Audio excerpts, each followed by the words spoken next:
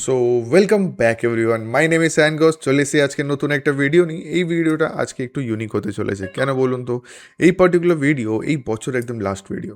আশা করছি এই পুরো বছরটা আপনাদের একটু মোটামুটি ভালো কেটেছে। হ্যাঁ, জানি আমরা নিফটিতে একটু ডাউন ট্রেন্ড দেখতে পেলাম, নিফটিতে একটু আপ ট্রেন্ডও দেখতে পেলাম। তো অনেকের পোর্টফোলিও হয়তো এর মধ্যে বিশাল নেগেটিভ গেছিলো, অনেকের পোর্টফোলিও এরমও আছে যারা নিজের পোর্টফোলিও গ্রিনও করতে পেরেছে লাস্ট 1-2 মাসের মধ্যে। ঠিক আছে, তো আশা করছি ওভারঅল আপনাদের পোর্টফোলিও একটু গ্রিনেই কমপ্লিট হয়েছে। আর এটাও এক্সপেকটেশন থাকবে 2026-এও আপনাদের পোর্টফোলিও একদম গ্রিন হয়ে উঠুক। আর আমরা যে অ্যানালাইসিসগুলো দিই এটা থেকেও আপনারা অনেক হেল্প পেতে পারেন।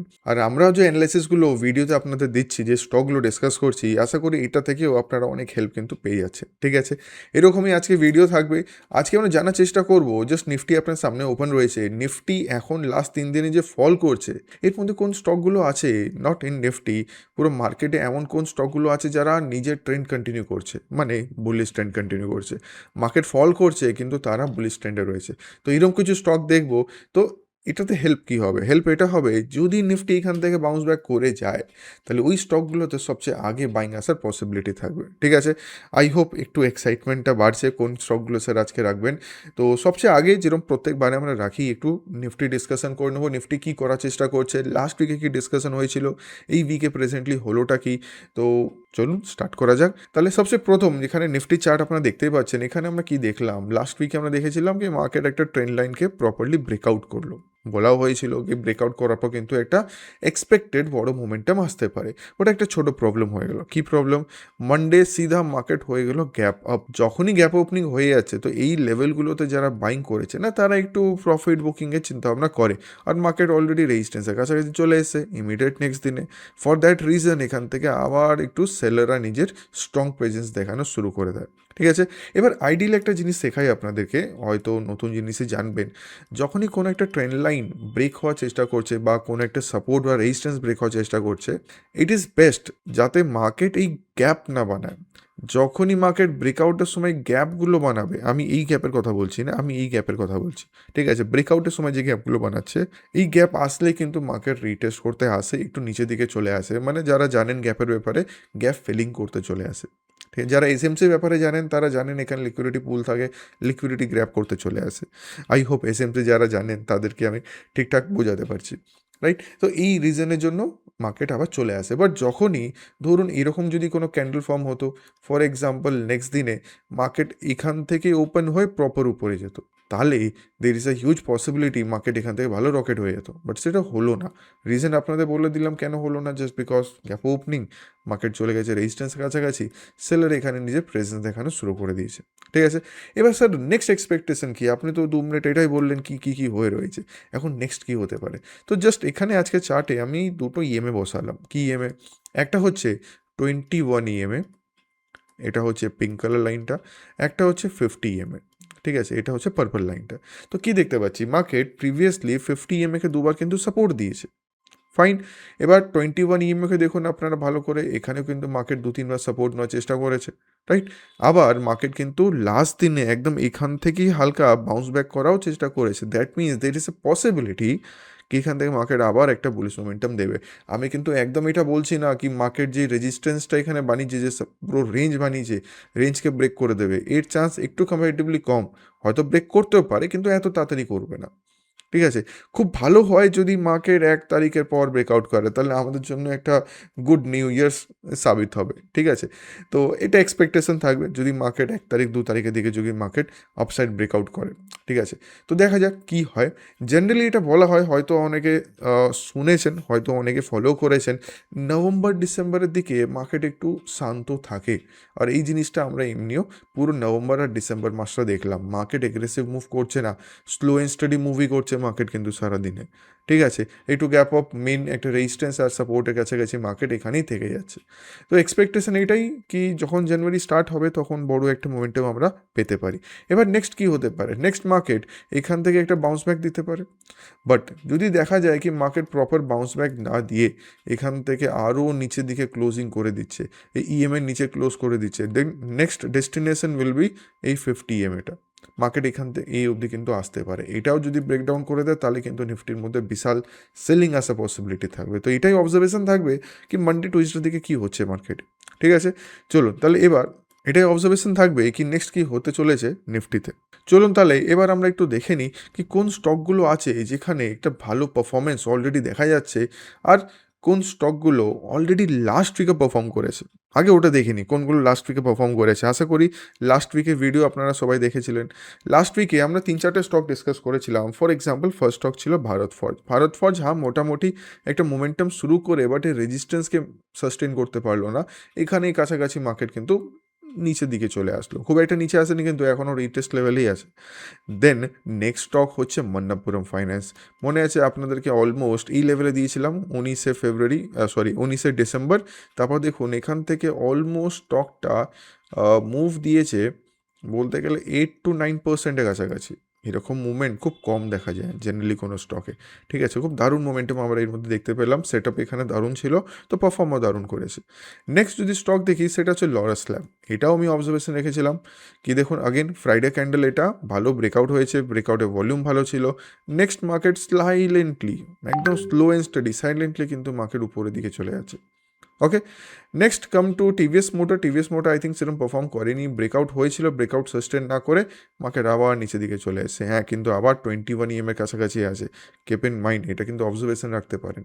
লাস্ট স্টক ছিল ফেম ইন্ডাস্ট্রি, এটাও ব্রেকআউট দিয়েও কিন্তু সাস্টেন করলো না, নিচের দিকে চলে এসেছে। তো এক্সপেক্টেড এটাই থাকবে, এই যে সাইডওয়েজ রেঞ্জ চলছে যতক্ষণ এর উপরে প্রপারলি সাস্টেন করছে না বা নিচে থেকে যদি একটা ট্রেন্ড লাইন টানি, এই ট্রেন্ড লাইনের নিচে যতক্ষণ আসছে না বিয়ারিশ তো হবে না, যতক্ষণ এর উপরে মার্কেট বুলিশ হওয়ার চেষ্টা করবে। ওকে, আশা করি এই অবধি ক্লিয়ার হলো। তো এই স্টকগুলো ছিল অলরেডি যেগুলো লাস্ট উইকে ডিসকাস হয়েছিল, তার মধ্যে দুটো স্টক কিন্তু দারুণ পারফর্ম করেছে। একটা ছিল মন্নাপুরম ফাইন্যান্স আর একটা হচ্ছে লরাস ল্যাব। তো এই উইকেও দেখা যাক কোন স্টকগুলো আরও ভালো পারফর্ম করবে। তো আজকে প্রথম স্টক যেটা আজকে আমরা অবজার্ভ করবো এটার নাম হচ্ছে সন্দুর ম্যাগনিজ অ্যান্ড আয়রন ওরস। ঠিক আছে, স্টকের নাম এটা। স্টকের যদি দাম আমরা চেক করি খুব একটা বেশি দাম না কিন্তু 242.50 এর কারেন্ট প্রাইস চলছে। এবার এখানে মেন অবজারভেশন যেটা সেটা হচ্ছে এখানে প্রাইস অ্যাকশন কি মেনটেন হচ্ছে। মনে আছে এরকম চার্ট আগেও ডিসকাস হয়েছিল। মার্কেট কিন্তু এখান থেকে ভালো ব্রেকআউট দিয়েছে, সাথে সাথে রিসেন্ট যে হাই ছিল একদম রেজিস্ট্যান্স ছিল ওটাকে কিন্তু ব্রেকআউট করেছে। এবার দেখুন আমরা যদি এখানে ইএমএগুলো প্লট করি দেখি তো ইএমএ ওয়াইজ কী চলছে, আমি সেরকম অবজার্ভ করিনি তাই একটু দেখবো। 21 আর 50 হ্যাঁ একদম দারুণ 50 সাপোর্ট নিয়ে কিন্তু ভালো করে স্টকটা উপরে যাচ্ছে। তো এখানে এক্সপেকটেশন থাকবে যেহেতু একটা দারুণ ব্রেকআউট এখানে দেখা গেছে। হ্যাঁ একটা ছোট প্রবলেম কি উপরের দিকে স্যাডও কিন্তু খুব একটা বড় আছে এখানে, মানে খুব বড়ই আছে স্যাডোগুলো। তো এক্সপেকটেশন এটাই যদি ইন ফিউচার এটা 250 উপরে যদি ভালো করে সাস্টেন করে যায় দেন এখানে কিন্তু ভালো আরও র্যাপিড মুভমেন্ট আসতে পারে। এবার এই পার্টিকুলার স্টকে কীরকম মুভমেন্ট আসতে পারে জাস্ট একটা আইডিয়া দিচ্ছি। ধরুন জাস্ট এটা শেখার পারপাসে কোনোভাবে আমি কিন্তু কোনো রিকমেন্ডেশন এখানে দিচ্ছি না, জাস্ট আপনার জন্য একটা লার্নিং হবে। যখনই কোনো ব্রেকআউট আমরা এখানে দেখতে পাই জেনারেলি কী হয় মার্কেট একটু নিচে আসে, যেটাকে রিট্রেস আমরা বলতে পারি বা রিটেস্ট বলতে পারি, নিচে এসে বাউন্স ব্যাক করে আবার উপরে যায়।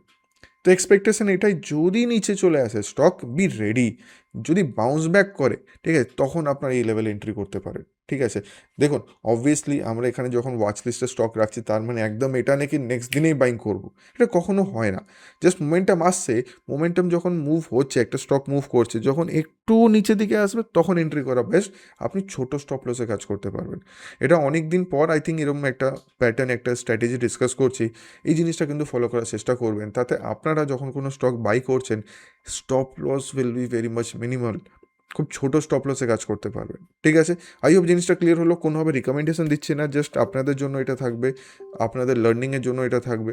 যদি ভালো লেগে থাকে তো একদম এই হিসাবে আপনারা কাজ করতে পারেন। ঠিক আছে, চলুন। তো এটা তো গেল আমাদের প্রথম স্টক। নেক্সট স্টক আমরা দেখে নেবো। নেক্সট স্টক হচ্ছে আমাদের থাইরোকেয়ার টেকনোলজি। প্যাটার্ন ভালো করে দেখুন এখানে কি চলছে। আমি এখানে ইএমআইটা একটু ক্লোজ করি, আপনাকে একটু চার্টটা জুম করে দেখাবো। অ্যাকচুয়ালি আমি কি অবজার্ভ করলাম, ঠিক আছে একটু জুম করুন। আমাকে একটু সবাই কমেন্ট সেকশানে জানাবেন এই পার্টিকুলার প্যাটার্নকে কি বলা হয়, কি বলা হয় বলুন তো। এটাকে আমরা inverted cup and handle pattern, it's not inverted actually, it is normal cup and handle pattern, ঠিক আছে। অনেকে ট্রায়াঙ্গেল প্যাটার্নও বলবেন, যেটা খুশি বলতে পারেন, ঠিক আছে। দুটোর কাজ একই। এবার অ্যাজ পার দিস প্যাটার্ন যদি স্টকটা প্রপারলি নিজের রেজিস্ট্যান্স উপরে সাস্টেন করে যায়, then there is a huge possibility কি বড় মোমেন্টাম আসতে পারে। তো এখানে জাস্ট অবজার্ভ করবো কি যদি আপসাইড মোমেন্টাম আসে কোন কোন লেভেল অবধি যেতে পারে।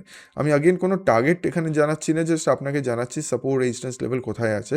একটা রেজিস্ট্যান্স লেভেল 490 কাছাকাছি পাচ্ছি, আর একটা রেজিস্ট্যান্স লেভেল 530 কাছাকাছি পাচ্ছি। যদি স্টকটা ভালো করে মোমেন্টাম করে, যদি হাইটা আমরা মার্কিং করে নিই, কত আছে 468 469 সামথিং, এই হাইয়ের উপরে যদি মার্কেট প্রপার সাস্টেন করে না, তাহলে এক্সপেক্টেড থাকবে কি এত বড় মোমেন্টাম আসতে পারে। আগেন কোনোভাবে রিকমেন্ডেশন দিচ্ছি না কি হ্যাঁ যান মানডে গিয়ে বাই করে নিন, প্লিজ এই কাজটা করবেন না, নিজের অ্যানালাইসিস রাখবেন। যেহেতু একটা ভালো প্যাটার্ন ফর্মেশন হচ্ছে, ভলিউম এখানে ঠিকঠাক আছে, খুব একটা বেশি না, বাট সাস্টেন করে গেলে এখান থেকে কিন্তু ভালো মোমেন্টাম আপসাইড আসতে পারে, ঠিক আছে। আশা করি জিনিসটা সবার কাছে ক্লিয়ার হয়েছে। ফাইন, চলো, এটা তো ছিল সেকেন্ড স্টক। এবার নেক্সট স্টক যেটা ডিসকাস করবো আজকে আমরা, সেটা হচ্ছে ক্রাফটম্যান অটোমেশন। কি বললাম? Craftsman automation. স্টকের দাম একটু বেশি, অলমোস্ট 7,300 7,400 কাছাকাছি, কিন্তু ইউনিক একটা জিনিস পেলাম, এমনি এমনি স্টকটা রাখিনি। আপনি দেখুন অনেক দিন মানে প্রায় মিড অফ আগস্ট থেকে স্টকটা কিন্তু একটা রেঞ্জে বারবার ধাক্কা খেয়ে নিচে আসছিল। হ্যাঁ, খুব একটা নিচেও আসেনি, মার্কেট কন্টিনিউ একটা রেঞ্জের মধ্যে থেকেছে। লাস্ট ফ্রাইডেতে, that is on yesterday, market কিন্তু বড় একটা মোমেন্টাম দিয়েছে আপসাইডে। আরেকটা ইম্পর্টেন্ট জিনিস, আমি কোনো ইএমএ প্লেস করছি না, যদি শুধু ভলিউম আমরা স্টাডি করি, আপনি দেখুন তো সাইড বেস থাকাকালীনই এখানে কিন্তু অলরেডি ভলিউম ইনক্রিজ হয়ে গেছিলো। এখানে কি বলা যায়, এখানে আমি বলতেই পারি কি অ্যাকিউমুলেশনের পর ভালো কিন্তু একটা বাইরে এন্ট্রি করেছে। There is a high possibility কি এই স্টকটা যদি যদি নিজের হাইটা ব্রেক করে দেয় না আপসাইডে, হাইটা আমরা দেখতে পাচ্ছি প্রায় 7,450-এর কাছাকাছি, যদি হাইটা ভালো করে ব্রেকআউট হয়ে যায়, মার্কেট একটু নিচে এসে যদি আপসাইড চলে যায়, এই স্টকের মধ্যে দারুণ মোমেন্টাম আসার পসিবিলিটি আছে। একদম এই স্টকটা নিজের ওয়াচ লিস্টে রাখবেন। হ্যাঁ, একটু দামি স্টক। একটা জিনিস বলি চলো, এখানে অনেকে প্রবলেম ফেস করেন, অনেকে আমাদের স্টুডেন্ট আছেন, ক্লাসেও বলেন স্যার এত দামি স্টকে কী করে কাজ করব। ধরুন কারো কাছে 10,000 টাকা রয়েছে, ওটা দিয়ে সুইং ট্রেডিং করতে চাইছেন বা ট্রেডিং করতে চাইছেন, 7,000 টাকা স্টক পেলে একটা দুটোতে কাজ করুন, আপনার ট্যাক্সও কম লাগবে, ব্রোকারেজও কম লাগবে এখানে, রাইট? তো যত বড় স্টক হবে তত কম কোয়ান্টিটি নেবেন, যত ছোট স্টক হবে তখন কোয়ান্টিটি আপনি ওই হিসাবে বাড়াতে পারেন, রাইট? আর আরেকটা জিনিস, একটু risk management plus money management করেই স্টক কোয়ান্টিটি ডিসাইড করবেন। এই জিনিস কিন্তু খুব ইম্পর্টেন্ট। যদি বলেন আমি একটা ভিডিও আলাদা করে বানাতে পারি, একটা ছোট ভিডিও হবে কি যখন আমরা ইন্ট্রাডে করছি, how can we fix the quantity, আমরা কী করে কোয়ান্টিটি ফিক্স করতে পারি, কি কত কোয়ান্টিটিসে আমাদের ট্রেডিং করতে হবে। ইয়ার যদি আমরা সুইং ট্রেডিং করছি তাহলে তখন কত কোয়ান্টিটির কাজ করা উচিত। যদি বলেন এর উপর একটা ভিডিও দরকার, কমেন্ট সেকশন জানাবেন। তো এক্সপেক্টেড কি আমরা নিউ ইয়ারে একদম প্রথম উইক এর উপর একটা ভিডিও বানানোর চেষ্টা করবো, আমি বানাবো, নাহলে অন্য কেউ একটা বানিয়ে দেবে, ঠিক আছে। কমেন্ট সেকশন নিশ্চয়ই জানাবেন এটা রিকোয়ারমেন্ট থাকলে, ঠিক আছে। চলুন, তো এই স্টকটা আমরা দেখলাম, এক্সপেক্টেড ভালো মোমেন্টাম আপসাইড আসতে পারে, তো একদম ওয়াচ লিস্টে রাখতে ভুলবেন না, ঠিক আছে। এবার আমরা চলে আসবো একদম লাস্ট স্টকে। স্টকের নাম করুর বৈশ্য ব্যাংক। দেখুন যে কটা স্টক ডিসকাস করলাম মোটামুটি সেম প্যাটার্ন চলছে, আর এই পার্টিকুলার স্টকে তো খুব ভালো একটা জিনিস পেলাম কি ভলিউম দেখুন কত হিউজ এসছে এখানে, এত ভলিউম লাস্ট আই থিঙ্ক কোনো দিন আসেনি, এত হিউজ ভলিউম লাস্ট এক বছরে তো কোনো দিনই আসেনি। ইয়েস, লাস্ট এক বছরে আসেনি। এখানে যদি দেখেন হালকা জুন মাসে এসেছিল, কিন্তু তারপর এরকম ভলিউম কোনো দিন আসেনি। This is the highest volume up till now in this stock. আর একটা দারুণ রেঞ্জ ব্রেকআউট হয়েছে লাস্ট দিনে, এটা অলমোস্ট যদি আমরা লো থেকে হাই বলি 9% মুভ করে 5%-এ ক্লোজিং দিয়েছে। তো এক্সপেক্টেড এটাই, যদি সাস্টেন করে যায় এই পার্টিকুলার স্টকটা, ভালো আপসাইড মুভ করতে পারে, র্যালি ভালো আসতে পারে। আচ্ছা, এরম যখন কোনো স্টক আপনারা পাচ্ছেন, একটা ছোটো প্রবলেমও থাকে। কী প্রবলেম? যেটা লাস্ট উইকেও দেখলাম, একটা দুটো স্টক ব্রেকআউট করার পর আবার নিচের দিকে চলে আসে, ঠিক আছে। এখানে একটা অ্যালার্ট রাখবেন আপনারা সবাই, যখনই দেখছেন একটা স্টক সাস্টেন করছে না, একদম লাস্ট সুইংয়ের নিচে একটা অ্যালার্ট লাগিয়ে রাখবেন। যদি দেখেন একটা ব্রেকআউটের পর মার্কেট যে লাস্ট সুইং বানিয়েছিল ব্রেকআউটের আগে, ব্রেকআউটের পর যদি ওই সুইংয়ের নিচে প্রাইস মুভ করা শুরু করে দেয়, তার মানে এই ব্রেকআউটটা পুরোপুরি ফেল হয়ে গেছে। পুরো ফুল ফেল, এর মধ্যে আর হাত লাগিয়ে লাভ নেই, এর থেকে এক্সিট হওয়া বেটার যদি এন্ট্রি করে ফেলেন তাহলে। এটা ছোট টিপ দিলাম, এটা টিপ বলতে কোনো বাইং রিকমেন্ডেশন না, জাস্ট আপনাদের লার্নিংয়ের জন্য একটা টিপ দিলাম, কী করে বুঝবো কি স্টক থেকে বেরোতে হবে ইয়া না বেরোতে হবে। যদি দেখেন কি হ্যাঁ নিচে আসছে না, লাস্ট লোকে ব্রেক করছে না, তাহলে বসে থাকুন। একটা স্টপ লস মেনটেন করুন as per your risk appetite. Stop loss হিসাবে আপনি বসতেই পারেন, যদি স্টপ লস হিট হয়ে যায় দেন বেটার টু এক্সিট। ঠিক আছে, তো আজকের ভিডিও আমি অনেক জিনিস ডিসকাস করেছি। আজকের ভিডিওতে স্টক ডিসকাস করলাম, নিফটি ডিসকাস করলাম, আর 2-3টে এক্সট্রা পয়েন্টার্সও শেখালাম আপনাদেরকে।